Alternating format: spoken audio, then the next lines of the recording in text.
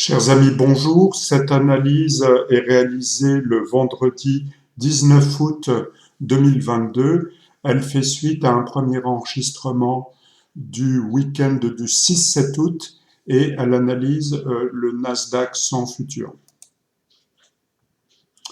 Alors, en hebdomadaire, j'ai mis en évidence dans l'analyse précédente du 6-7 août que nous avions à faire un overlap horizontal, un overlap, par définition elle est horizontale, mais une ligne de résonance, une ligne de polarité sur lequel les cours alternent entre résistance, support, support, et là on était sur un élément de résistance. On l'a un peu dépassé comme on va le voir en daily.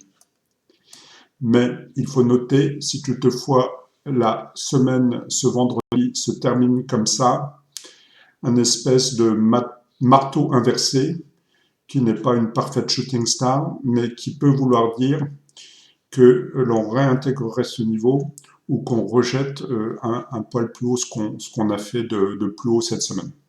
Voilà, il faut surveiller la fin de cette bougie en hebdomadaire cette semaine. Si on dézoome encore un peu plus, en mensuel, on s'aperçoit que les prix ont refusé, presque, pas tout à fait, mais ont refusé la Tenkan mensuelle. Le mois n'est pas terminé, donc ça reste à vérifier à la fin du mois d'août. Au niveau hebdomadaire, comme je l'ai dit, donc cette présence d'overlap et de marteau inversé relativement strident quand même. Au niveau daily, j'avais fait remarquer dans l'enregistrement précédent qu'on avait refusé le plat de SSA daily. On s'en est échappé pour aller un poil plus haut.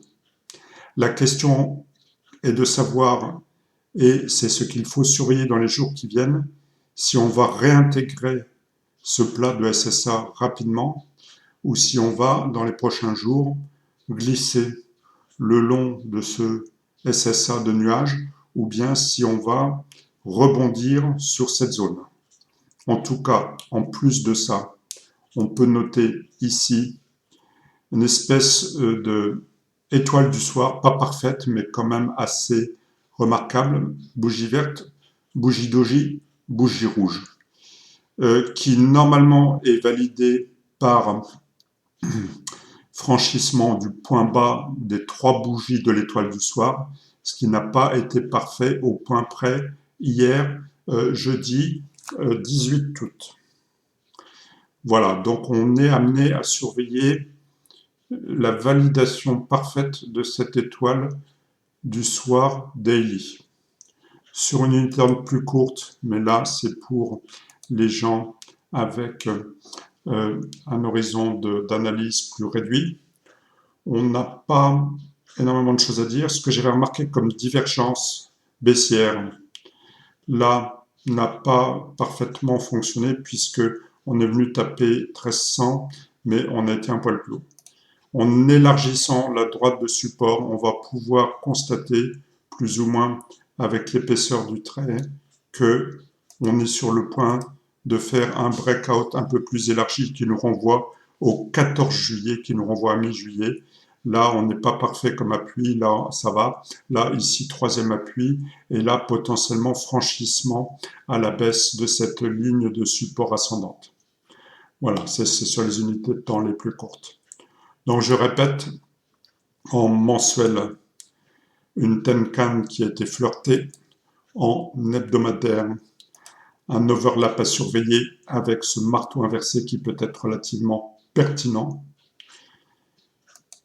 Et en daily, ce que je n'ai pas noté pour l'instant aussi, mais qui est relativement intéressant, un plus haut sur les prix et un plat de RSI qui nous annonce un embryon de divergence baissière daily aussi. Donc je plaide pour une probabilité de retour à la baisse du Nasdaq, même si c'est un biais, comme vous l'avez compris. Voilà, observez ces éléments, vous devriez en tirer un enseignement d'analyse relativement intéressant pour les jours et cette fin de semaine. Voilà, je vous dis à bientôt.